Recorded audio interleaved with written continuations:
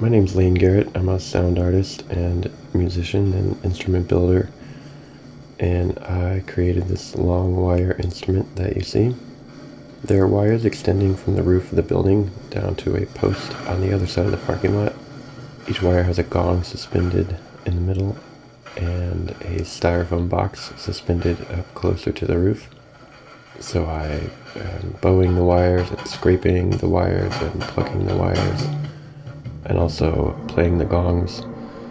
The sound of the gong travels up through the wire and into the styrofoam box, and it's amplified and resonated by the styrofoam. And inside of each styrofoam box there is a microphone, and those microphones are all connected to a mixer which is on the roof, and the mixer is connected to a PA system which is on the ground. So what you're hearing is the sound as it's amplified through those microphones and through the PA speakers, and it's not processed in any other way. So styrofoam is an amazing acoustic material.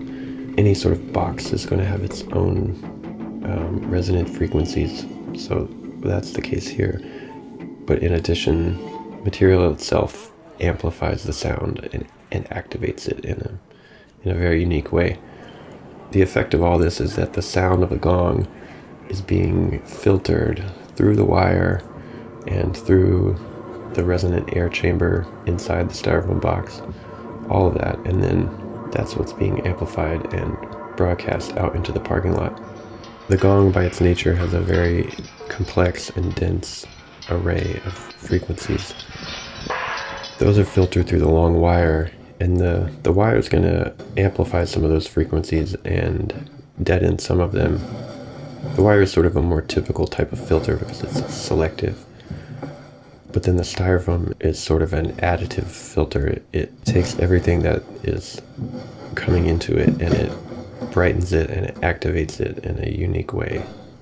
I don't know of any other material that behaves the same way acoustically. After the fact, I'm calling this installation long. In fact, the post that I ended up securing all of the wires to at the far end of the parking lot, on the top of the post, there was marking that said long. And I figured, hey, I got 4 wires here.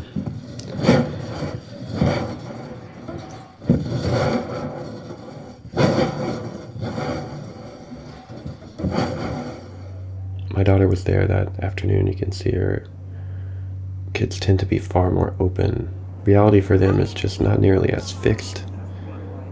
At home we listen to lots and lots of different music, and she has typical kid instruments, and she also, she sees what I do, and for her there's no differentiation between this weird experimental sound art and pop songs on the radio or any of the other stuff we listen to.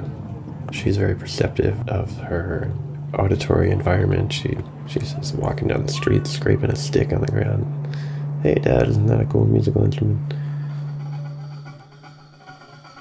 I'm teaching an instrument building class for elementary schoolers, and the people I work for want me to have these elaborate lesson plans, and you just show up with a bunch of materials and say, go at it. It's amazing what a dozen first and second graders will come up with in the course of 45 minutes.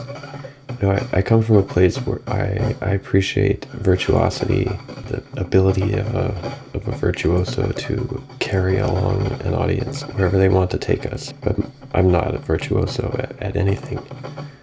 And my own artistic practice is just sort of urge to democratize. I want music to be a participatory experience. For so many people it has mutated into a relationship of pure consumption.